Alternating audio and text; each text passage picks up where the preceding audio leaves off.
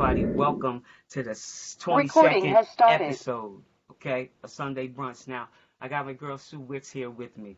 Now, let's take a look inside of Sue Wicks. Close your eyes, because sometimes you need to hear yourself. So, we got Sue Wicks, Rutgers All-American, who was born and raised, okay, in you said Maurice, right? You could just New say York? Strong Island. You could just say Long Long Island. Island, yeah. Um, she attended Rutgers and was named the Kodak All-American. Now get this, in 1986, 1987, 1988. Ew. And then in 1988, she won the Naismith USA Basketball Writers Association, Women's Basketball News Service, and Street and Smith National Player of the Year awards. She also was a gold medalist in 87 for the Pan Am American Games. Damn, Sue.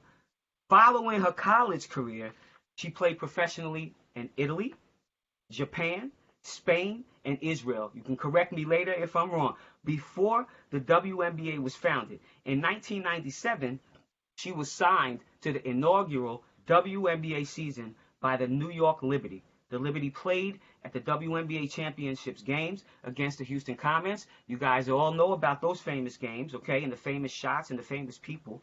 She was also an Eastern Conference champion. Sue is currently an oyster farmer and owns Violet Cove Oyster Company in New York. Sue, welcome to the show, Sunday Brunch, where we mainly discuss basketball, but we love other sports. We got an all-star cast of ballers, which makes for a great show as usual. Sue, what's up?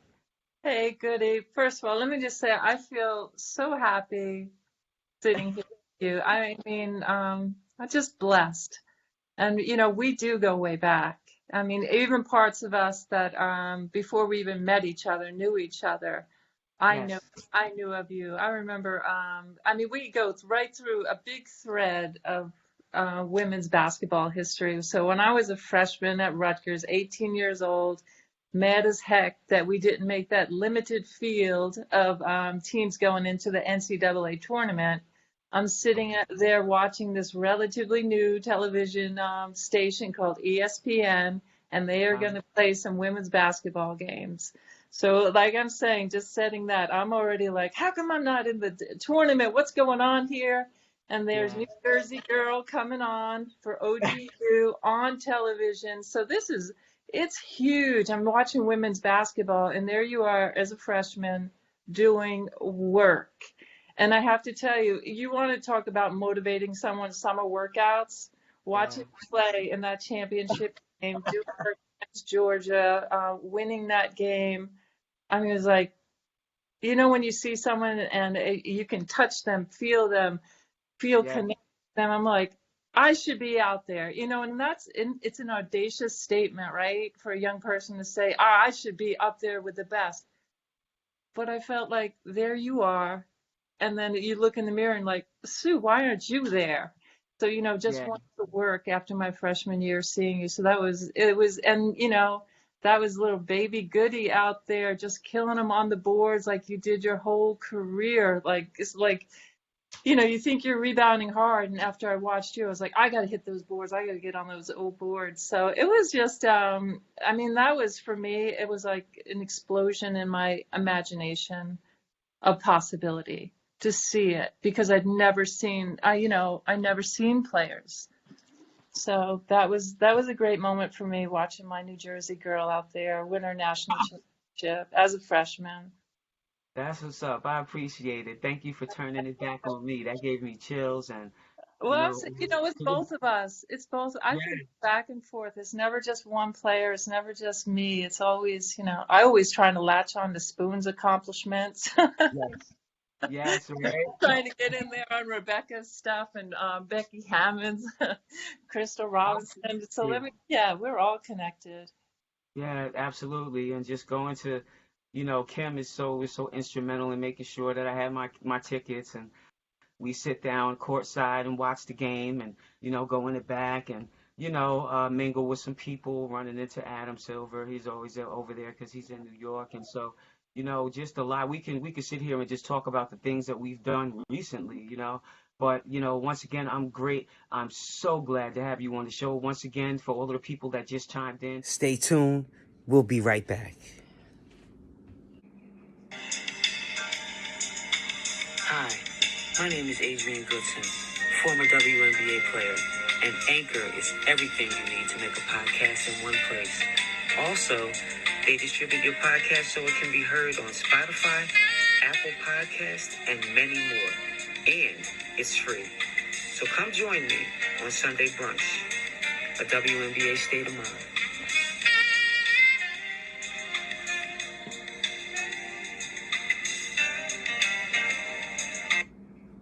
On the show once again for all of the people that just chimed in.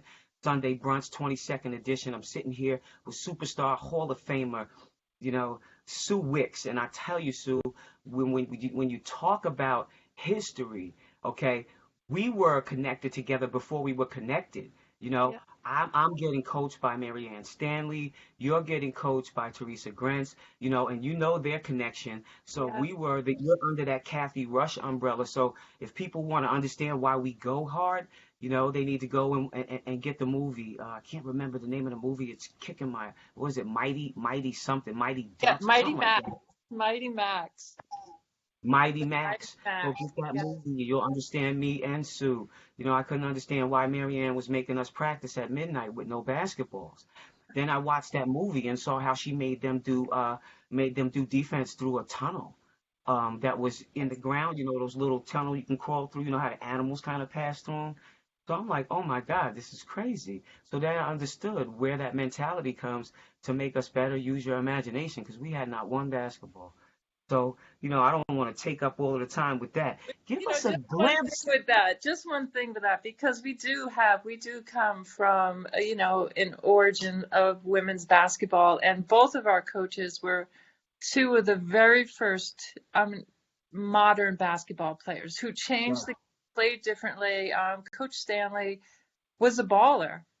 And that was, when we were coming up in women's basketball, it was not exactly that. Of course, they were very talented players, but Teresa and Coach Stanley are modern players. And I think that's why they were so successful and continue. Marianne's success continues because she has player mentality. Yes, absolutely. I got Elisa Scott on here saying, "What up, Sue? 87 Pan Am Games in Como, Italy." I'm gonna Yeah. leave it at that. You've been so many places. You grew up in Long Island. All right. What was it like? Because I'm from Bayonne, New Jersey, and I know that I have got to have the water. That was instrumental in me picking Old Dominion. I have to be by a body of water, or it's just a weird kind of feeling for me. Talk about how it was to grow up over there in Long Island Sound. I love what you just said. So I am the same. My dad was a fisherman, so part of my growing up was being out on the water, being in the middle of a body of water with just that big, expansive, almost cathedral sky, and the dunes, and the gulls singing, and the ocean roaring in the background. That I don't know, it just set like a backdrop in my mind about, wow, I'm in paradise right now. So when I went to Rutgers, right on the banks of the Raritan, there's water. When I went to Lake Como, water. And I remember Bruce Levy, I would tell him, I want to be next to water. He goes, what about money? I was like, number one, I need to be next to water. The same thing. So that is awesome. Yes. Always water. And it's my space. We all have spaces that just rejuvenate us and get us back to our base level of feeling good. And the water and the beach has always been that space to me. Or even, and another thing, probably the same for you, back in the gym. If you can get back in the gym and just, go back to basics, shoot some free throws. I don't know what it does to my brain, but it resets my brain. It's like, okay, everything is easy. Just stick to your fundamentals. Just go back to basics and build back up from there. And it must be the way my brain is built. So Basketball fundamentals are a definite reset button for me. Even at my golden age now at 53, I still like to shoot a couple of free throws. Yeah, absolutely. It's just I've had so many coaches, and especially Candy Harvey in Utah. I remember I was having some personal things go on at that time, and she was like, "I will come in the gym and I will shoot with you at 6 o'clock in the morning. When you come in this gym, this is your heaven, you Yes. know? It's where you could let go of everything that's bothering you and refocus and recreate, and nothing touches you when you're in here. So if you need to stay in here just to get your piece, I will stand here and rebound for you. I love Coach Harvey. She brought out something in me, a fire in me, and not saying that it wasn't that it had diminished, but um, we were really trying to build that program up there in Utah, and we built the hell out of that program in Utah, and a lot of it was due to her coming in, behind Fred Williams, who was there, who also did a great job while he was there. So just yeah, the gym is major, and it's therapeutic, and you gotta find your peace, you gotta find your place in this world, whatever it is.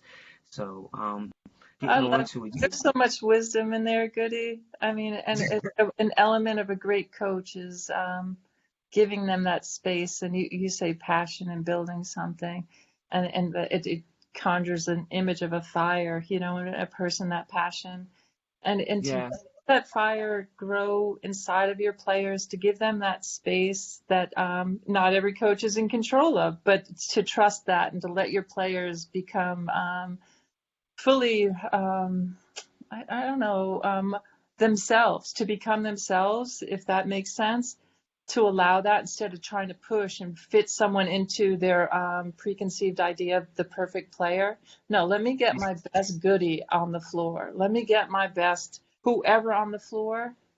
And that's how, the building block of a great team. And a coach knows that. A great coach knows that.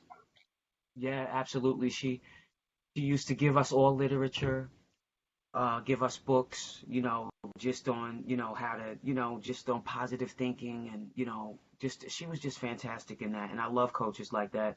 I still have a book that she gave to me, and it's just great coaches that I've gone through, not just in the United States, but also internationally. I got to give a big up to Maria Elena Cardosa, who was down in Brazil and brought me down there and started me off on my career.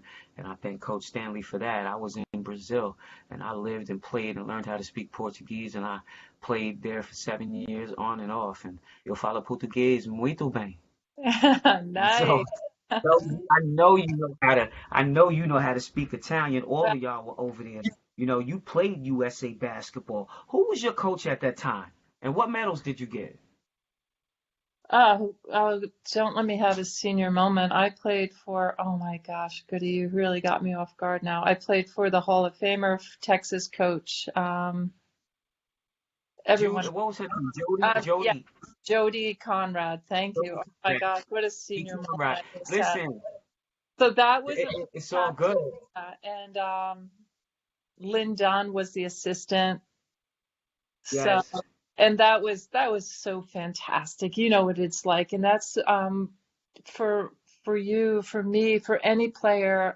Scotty played on that team, and you could see Scotty, because I remember Scotty was a late addition, and she just has her personality that she voices those things. Sometimes we have too much pride to let out how we're feeling.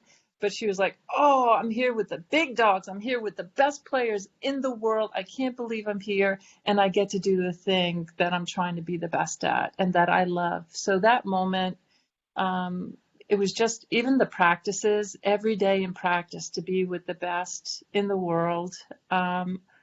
It was a dream come true. For me, it was the first time, Rutgers, of course, the first time as a freshman stepped on the court with like-minded people that were dedicated, wanted to play basketball. And then when I played on that team, it was like, oh my gosh, it was so thrilling. And we won a gold medal. Coop was on the team. It was fantastic. I mean, obviously, those are the moments that we all live for, to be in a team that has great chemistry with Yes. great players, all, thriving and on the same page, doing their thing individually and in the team concept. It was a great moment for me.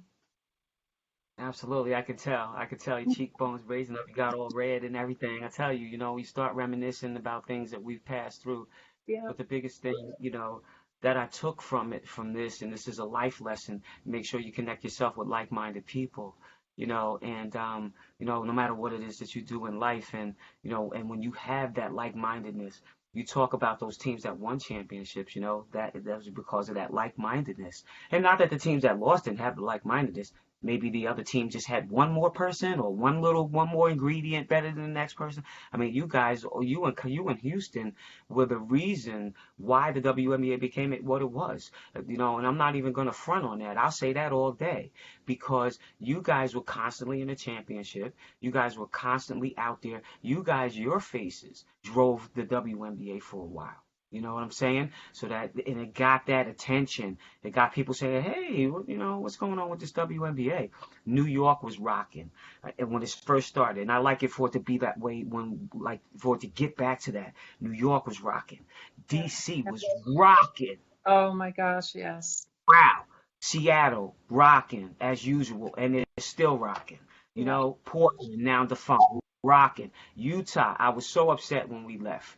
You know, they're rocking. So with that being said, did I lose you, Sue? You got a little you I'm kind of here. moved your I'm phone. here. It got a little murky. Oh, okay. Don't move, Sue, because you Okay, you sorry. froze Sorry, I up. got excited. Right? So the thing about it was I just would love for, people to get back to, or the WNBA to get back to that ambiance where every single gym and every venue that you played at was rocking. And I think after this COVID, not to bring that up, it's a sore subject, but there's a blessing and a curse involved in all of it. And so the blessing for the WNBA is that now people had to be in the house. So now the games are on. They're on the social justice pitch and everything like that. Just awesome. And now that we're talking about that, how are you surviving COVID-19? Talk to me a little bit about that oyster farm. People need to follow Sue on Instagram, man. Oh my gosh, she's rocking over there. You show the water, you show how you get the oyster. You have beautiful scenery. You take the most gorgeous shots of the sunset. And oh man, I'm gonna shut up. Go ahead. All right, goody. Thanks for saying that. So I think I started to share a lot on Instagram during this COVID because I knew I was blessed that I was able to go out in nature, untouched nature every day, that I was able to go keep working. And, we provide food at the end of the day to be part of that system, local food here that we were doing. But I knew that just my ride out, pictures of the sunset, were good for my soul, and I knew they were good for other people's souls. So I think through the COVID, I feel blessed that I was able to continue to work and that I had a gorgeous place to go into that is another world, if you will, another world that does not, it has none of our rules, so it's another, you go into nature and I'm welcomed into the house of fish and birds and oysters and the weather, and that is, I'm always a guest in there, so it's like it's almost a time out from my world here, which is politics, which is cultural revolution, a worldwide pandemic, global economy shut down, just polarized parties that have destroyed family relationships, that have put wedges in between people, that have put on blinders, opened up hate, wells of hate in people that I didn't know existed. So that is the other place that I return to after I come back from seagulls and birds and fish. And you come back to that horrid, horrid thing then to make people sit in their houses for months and just marinate and all that ugliness, So definitely, truly, truly blessed. And so I was like, I got to share some of this, really the gift of God every morning. He's a gorgeous artist with that sunrise, the sunsets. And every day is a reminder that it's unique and start over with a fresh mind. Mm. Yeah, yeah, Selah, yeah. Selah, Selah. Meditate on that, people. Telling you, it was Sunday Brunch, 22nd edition. Sue Wicks, superstar, New Jersey, Rutgers. Had everybody thinking you were from New Jersey, but she's from the Long Island Sound, baby. Long Island Sound. So happy to be here with you. Let's talk basketball inside the Wubble, okay? You got the MVP, Asia Wilson. Okay, you got the Defensive Player of the Year, Candace Parkey, Rookie of the Year, Crystal Dangerfield, Coach of the Year, Cheryl Reeves. All right.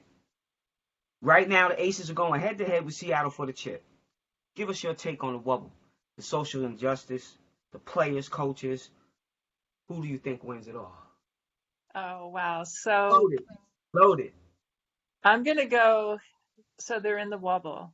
Now, you mentioned you played in Brazil, and I'm going to tell you, when we first started, were we not in some type of strange wobble when we went overseas, a cultural thing, separated from all our friends, family, culture, food, and I'm going to tell you, the only technology that was available was a fax machine.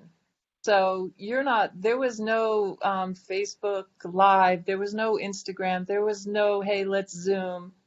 You packed your bags, everything you had, knowing that you're not getting another pair of short sneakers overseas. You get there, you probably brought some pancakes with you because you knew you weren't going to get them. And you were there till you got back, and maybe you had some money to have a friend come over, but that was the ultimate, I think, bubble to live in until we got smart and said, you know what? Let me check out this culture here. Let me learn a little bit of language and make a new friend. So we had, opportunity to expand our life there. That's different. But I know that we were in a really unique moment as players, and there wasn't that many of us. I remember when we were in Italy the first time around, maybe there was 15 American players. So we were just, and you were so happy every week to go see an American player, like, hey, what's going on, blah, blah, blah, isn't this crazy? So they're all down there by themselves. Some girls, have a lot in common, getting to know each other. But it is, after saying that, it's crazy.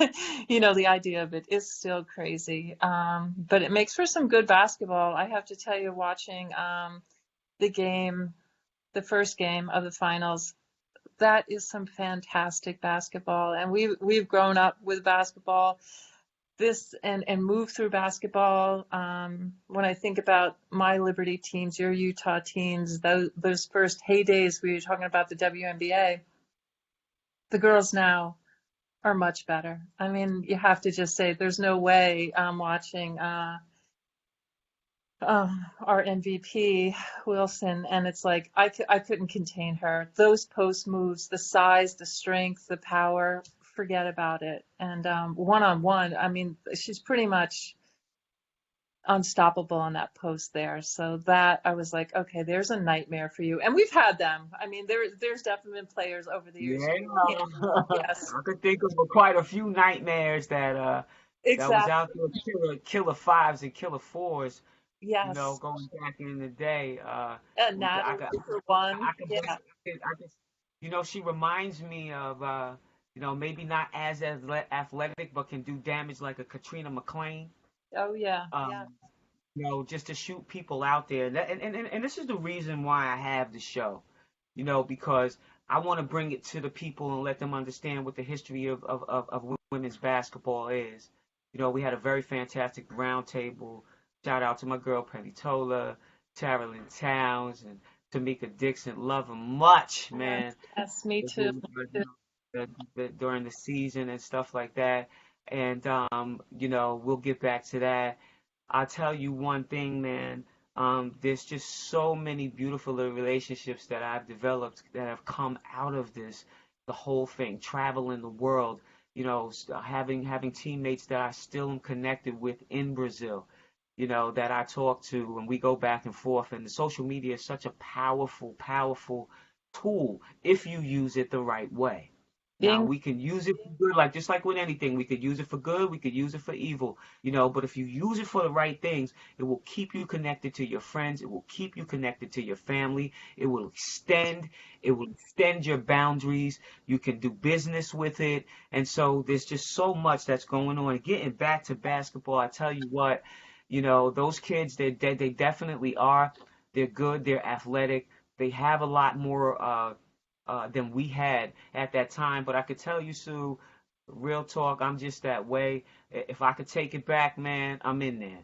yes, yes. I mean, and You it know? definitely it's one of those things. Even when I was, playing, when I'd be watching a game on whatever, on tape or television, even way back when I'm talking about watching you at ODU win the championship, I'm watching it with big eyes, like, oh my gosh, could I keep up with that pace? Could I guard her? Could I do this? And I'm not so sure.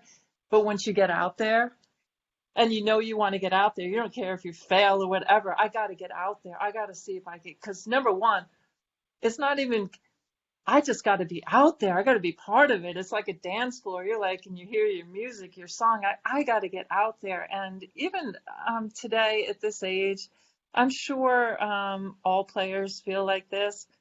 I want to get out there, and it feels like you have to exercise so much restraint because time does not let you do that. But I'm sitting there, oh, and I get very hyped watching basketball, very hyped, and then also I have a letdown because I can't play anymore. I have that feeling like you just can't do it anymore, but it's magic for me. So when I'm watching, my eyes are big and I'm watching the players and have such high praise for them and also a little bit of envy. I always have envy. I'm like, oh my gosh, watching Stewart play and just her game. And it's the same thing like a history. I go through the players and how she is at the top for me right now as far as what a big girl can do.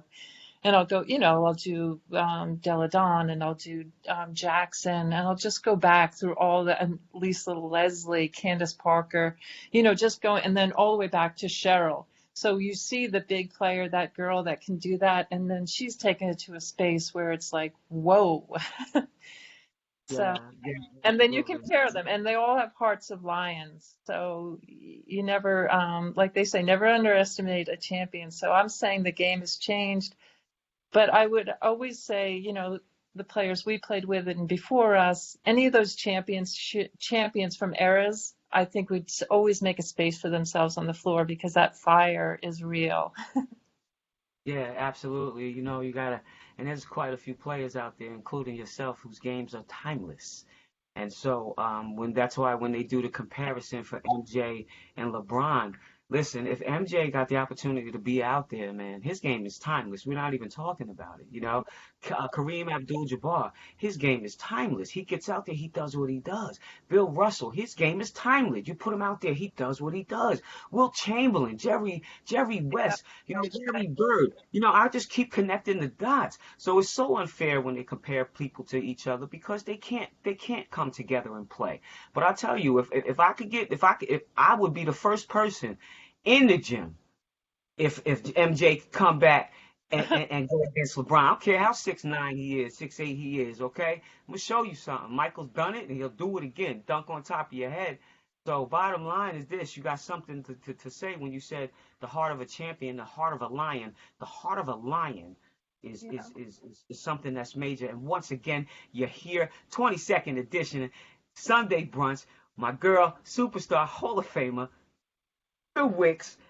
Ask questions, you guys, while you have on there. You watched her on the floor, you watched her on the court, got the opportunity to ask her some questions. I'm gonna shout out some people that are on here: Angela Holloway, Beth Carroll, Jensen, Kenneth Prisk, my guy down there in VA, Craig London. Shout out to Ruby Lissa, Chris Buck, Al Strickland, Kelly McDonald. What up, baby girl? I miss you in the classroom. Jose Solero, Elisa Scott, of course, Cynthia Portner. Ask questions. One thing that Beth Carroll Jensen said, all sports keep kids together. No better discipline. What do you think about that?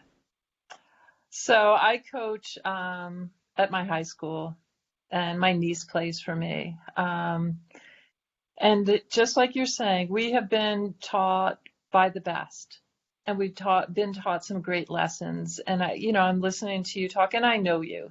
So we've definitely taken out the good. We take out the good, throw away what we don't need, and we let that fill up and make it the people that we are today. So when I coach the basketball with the girls, it is to teach them about life. It's not about basketball. We're going to do the basketball. We're going to shoot. We're going to set screens. We're going to rebound. But every one of them, every young person, including me, I'm still a young person. I'm going to say, as far as life, I'm still being sculpted by the lessons that I'm learning, that I'm opening myself to, and taking some hard hits, and then also moving into new spaces from those lessons learned. So when you're coaching, you got to let coaches coach. And I don't know if parents are in this time allowing coaches to coach. They just don't think, because they want everything immediate. Like, how come Yes. the kid is not a better shooter? How come? And it's like, the shooting, that's going to take a few years. We're working on character, and that's going to take a long time as well. We're working on dedication to the team, all these different lessons, life lessons that come through basketball. And it is the greatest. It's the greatest teaching machine about life, because it's safe. It's safe. You're going to learn some really important lessons in a safe environment. And you know what's going to get hurt a little bit sometimes, and it's okay. It's your ego, and it's just an ego. And we have to learn about those things. The kids that I have are fantastic. The only time I have a little is a pushback from a parent that wants maybe even the playing field to slant a little bit towards their child, to make it easier for their child, for you to recognize this unique, special person that their child is. And it's like, yeah, I recognize it. And that's, of course, you love these kids. Now let me coach them. There's it's going to hurt a little bit sometimes, because that's part of it. If it doesn't hurt a little bit, there's no shaping involved in the process. So I love coaching. And it's always in the back of my head that you're creating one, like you said, when you're with your coach and shooting, this special place that these kids will own forever. I can play basketball. I can do this. I'm physically capable, and you can always go shoot that. And there's something meditative, restorative about it. You can always watch sports and see yourself, your highest self. And I think I'm preset to see my highest self all the time. So when I'm watching a game and I see something great out there, I identify with it, and I identify my higher self, and it lifts me up to be a better person again. I'm reset when I watch a WNBA game, and I'm like, wow, what a great team player. Wow, she really sacrificed there. Look at that great hustle. Wow, she improved in the off season. So I always look for myself, and it elevates me, because I'm always seeing my higher self. So I'm just saying, when you teach the kids and you're pointing out and say, you know what, I like your hustle, they will never forget that. And they will bring it with them all through their life, in different hustle situations, different sacrifice situations, well, this is going to be hard, but at the end of it, it's going to be better, and it's going to be worth it. And that's, I'm going to call it faith. It's a reinforcement of faith, basketball, that you're going to put in this work. And sometimes kids are like, why should I? What if it doesn't work out? Well, that's where faith comes in, and our world's a little bit like that now. It's like, oh my gosh, the cultural revolution that we're in is so painful that things are going sideways, a little bit out of control. Who knows what's going on? Have a little faith, because the intention is good, and the intention is right, and the moment is right. And we're all going to do our best to move through this to a better place. We don't go backwards.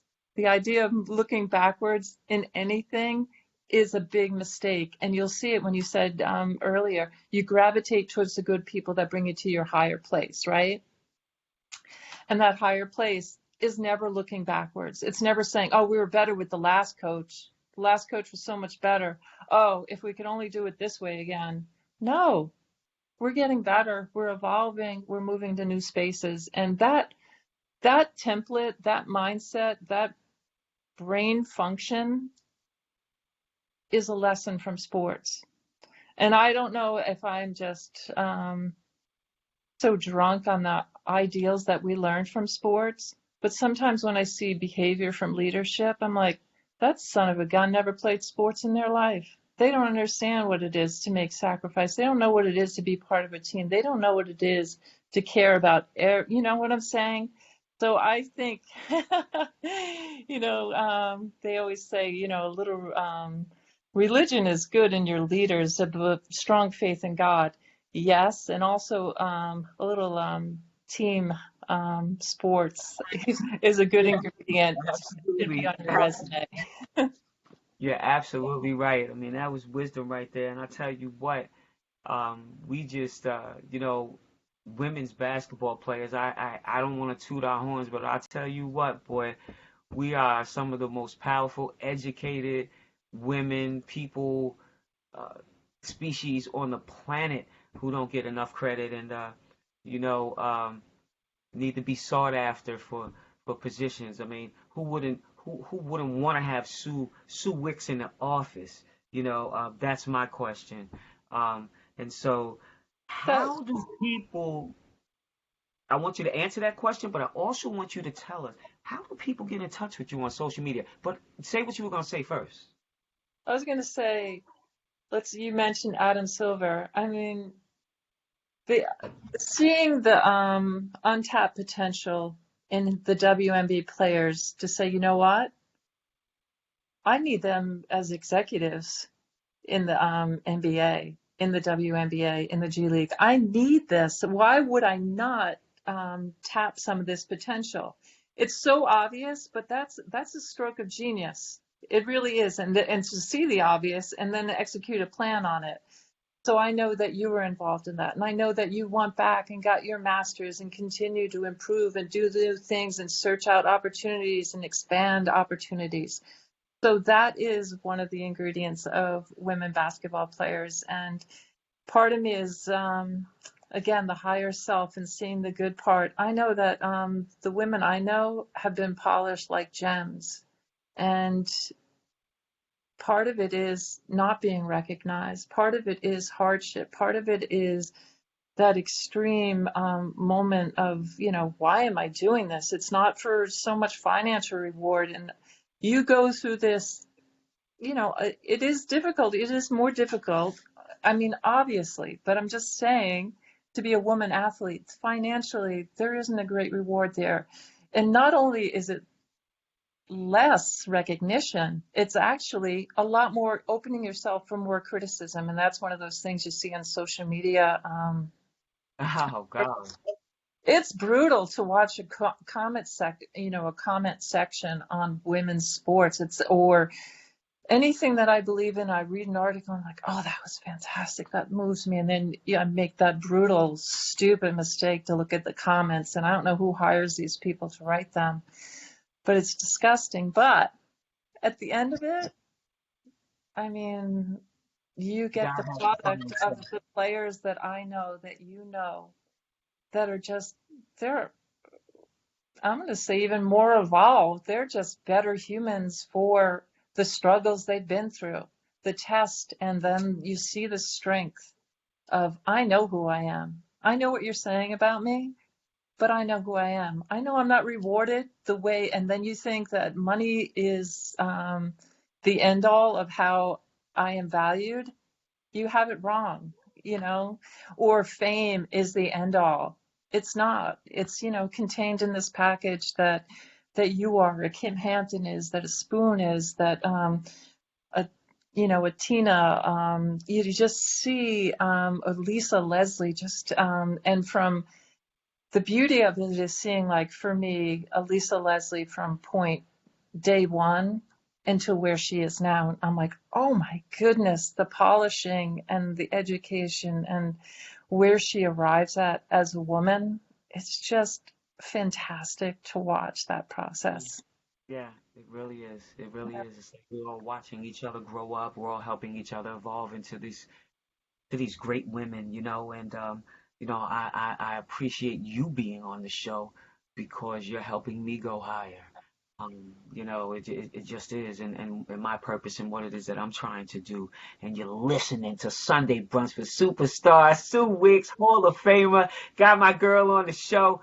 Tell Oh. us how we can keep in touch with you on social media. Are there any new things in the works you want to Well, share? I'm on Violet Cove Oyster Co. I mean, I made it so difficult to find it, but Violet Cove Oyster is basically I do all of my stuff from there. And I'm always promoting aquaculture. It's important to me. It's my business, but it's also, I just love the idea of sustainable farming. I love the idea of, putting the environment out there. What you see and what you're with every day is what you begin to love. And what you love, you take care of. And that again, my whole brain is set up on basketball. So it was like defense, maybe I didn't like it in the beginning, but then you begin to appreciate it and love it. And that's, all you think about. Once you love something, you care about it. And that's, so the environment is something that I love and care about, because let's face it, it loves and cares about us. We're so connected to it. So I try and highlight that too. So many people don't connect with it, especially when we grow up. And I lived in New York City. I lived in Brooklyn for so long, and then so much cement around me. So to reconnect with nature really makes me come back to a person that I am. So I like to show that to people, to say, let's take care of our planet a little bit. Even if that makes you recycle a can or, be less apt to throw some junk in the water. Yeah, awesome. And you're doing an awesome job over there, Instagram. So you guys go over to Instagram, befriend Violet Cove Oyster Co. That is Sue Wicks. She does a fantastic job of showing you what it's all about. I love it when you crack open an oyster and you just go, yeah, that tastes good. You know what I'm saying? Yeah, Or you just come on and you might just be jamming to some music while you just yeah, on your boat. It's just awesome. Nature, reconnect with nature. I'm always by the water. I have got to have it. I go for a walk in the morning by the water. I finish up my night by the water. Because it speaks to my soul. God already told us there's a blessing in the water. Stay yeah, near it. You know, yes, yes, yes. exactly. But if you have Anchor FM, download it. Google Podcasts, download it. Apple Podcasts, download it. Castro, download it. Pocket Cast, download it. Overcast, download it. Himalaya, y'all, download it. Radio Public, Spotify, and podcast. Any kind of podcast you have, look for a WNBA State of Mind. Get that. Tomorrow, you were talking up all of the people. Tomorrow, I'm on a show. Host Daryl Jacobs, ESPN. Straight to the point. Guess who I'm on there with? Kim Hampton, Woo! Sue Weatherspoon, Sonia Chase. Nice. So tomorrow, look out for that link. Gonna be Facebook Live, I think. If not, I'm gonna update, let everybody know how they can join in on that link. Sitting there with two of my great friends, Kim Hampton, Teresa Spoon, Sonia Chase. Tell you what, it's gonna be fantastic. Sue, I love you much. Thank you so much for being on the show. Hope you come back another time, visit with us, and just sit in for Sunday brunch. Goody, I love you. I have to tell you, you lifted my spirits. Like every time I see you, always making me happy with that killer smile, doing great things, elevating others, sharing your wisdom. and your love of this game. I love you so much. I'm so happy for our friendship. So I tell happy. you what, they feel the love through the internet. They don't understand it's real. The sister love, WNBA, telling you we're connected like that. Unbreakable, as a matter of fact. Yes. Unbreakable. There may be some things that may try to come, but we're sisters. We're unbreakable. Okay? Shout out to everybody. Tommy Sosa, I love y'all. Peace. Thanks for Love, coming on the show. love you. Bye.